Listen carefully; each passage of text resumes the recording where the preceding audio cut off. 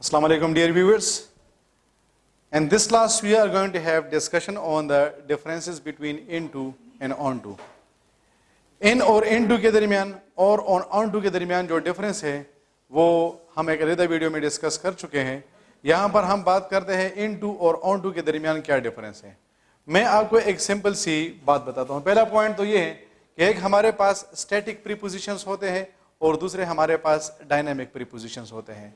Static prepositions वो prepositions होते हैं कि जिसमें पोजीशन चेंज नहीं होती। जिस तरह मैं कहता हूं कि I M in the room तो मैं इस कमरे के अंदर हूं। अगर मैं कहता हूं कि I am walking in the room तो मैं इसी कमरे के अंदर मूवमेंट कर रहा हूं और मैं अपने पोजीशन को चेंज नहीं कर रहा हूं। डायनेमिक प्रीपोजिशंस हमारे पास वो प्रीपोजिशंस होते हैं कि जिसमें जो हमारे पास प्लेस होती है या जो हमारे पास एरिया होता है वो चेंज हो जाता है। तो इतना याद रखें कि ये इनटू और ऑनटू ये दोनों हमारे पास डायनेमिक प्रीपोजिशंस है। इसके दरमियान आप फर्क किस तरह करेंगे? यहां पर मैंने एग्जांपल दिया है, he threw a stone dash water, he threw a paper dash water. अब लेट्स सपोज ये हमारे पास वाटर है, ये हमारे पास क्या है? ये हमारे पास वाटर है। अब आप एक पत्थर को उठाते हैं, एक स्टोन को उठाते हैं और आप इसको पानी में फेंक देते हैं, तो ये जो पत्थर होगा ये इस पानी के अंदर चला जाएगा। तो ये जो चीज आपने फेंकी है ये पानी के अंदर चला गया है, तो इस वजह से हम इसके लिए यूज करेंगे इनटू। दूसरे एग्जांपल में आपने एक पेपर को उठाया है, उस पेपर को भी आपने फेंका है। पहले ये मेरे हाथ में था, अब ये पानी में है। जिस तरह स्टोन पहले मेरे हाथ में था और अब पानी में है, same is the case of this paper. In the beginning it was in my hand and now it is what? It is in water. लेकिन ये जब मैं यहां से फेंकूंगा तो ये जो पेपर होगा ये पानी के अंदर नहीं जाएगा बल्कि इसके सरफेस पर रह जाएगा। इस वजह से हम इसके लिए क्या लगाएंगे? हम इसके लिए यूज करेंगे ऑनटू। तो जो चीज उस दूसरी चीज के अंदर चली जाएगी वो इनटू होगी, और अगर वो उसके सरफेस पर रह जाएगी तो फिर हम उसके लिए यूज करेंगे ऑनटू। तो इस वजह से मैं कहूंगा कि he threw a paper into water, लेकिन मैं कहूंगा कि he threw a paper onto water, क्योंकि ये जो पेपर होगा ये पानी के सरफेस पर रहेगा और ये पानी के अंदर नहीं जाएगा। तो आपने यहां तक ये समझा कि इनटू और ऑनटू दोनों हमारे पास डायनेमिक है। जो चीज आप फेंक रहे हैं अगर वो उस चीज के अंदर चली जाती है तो इनटू, और अगर उसके सरफेस पर आ जाएगी तो फिर ऑनटू आएगा। तो इस वजह से मैं कहता हूं कि he threw a paper into water and he he threw a stone into water and he threw a paper onto water. इस तरह मैं कहता हूं कि I climb dash the bed. अगर मैं बेड पे चढ़ता हूं तो क्या मैं उस बेड के अंदर चला जाऊंगा? नहीं, बल्कि मैं उसके सरफेस पर रहूंगा।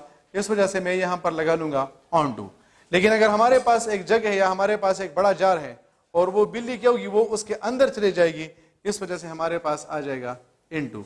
सो the cat filled into a jug and I climbed onto the bed. तो होपफुली इनटू और ऑनटू के दरमियान जो फर्क है आप समझ गए।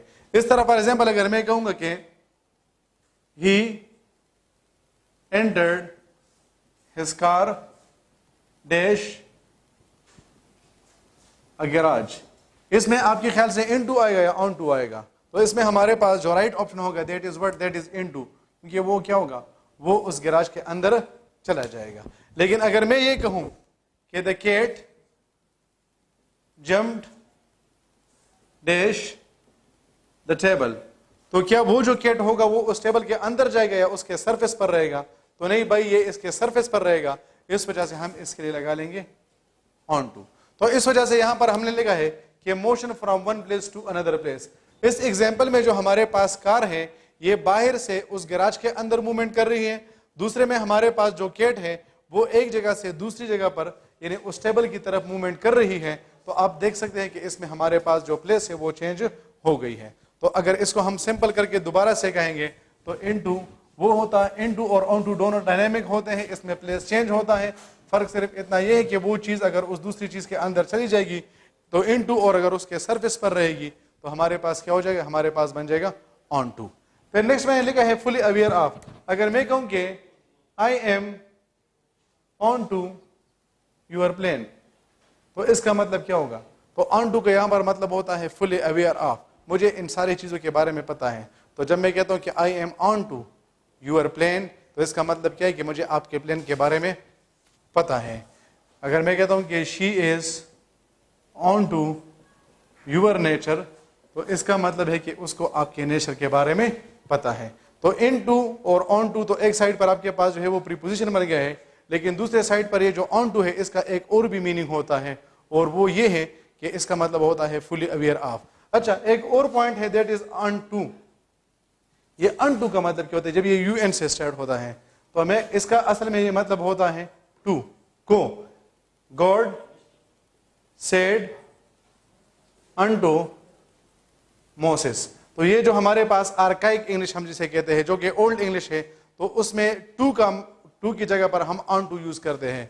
अगर मैं कहता हूं कि I will tell on to you, तो इसका मतलब है कि मैं आपको ये बताऊंगा। तो असल में ये सेंटेंस इस तरह होगा कि I will tell to you. तो ऑन टू, UNTO वाला ऑन टू जो होता है, इसका मतलब होता है टू, और ये हमारे पास आर्काइक यानी ओल्ड इंग्लिश है। होपफुली आप इन टू और ऑन टू के दरमियान फर्क समझ गए हैं। Thank you very much dear viewers. अल्लाह हाफिज।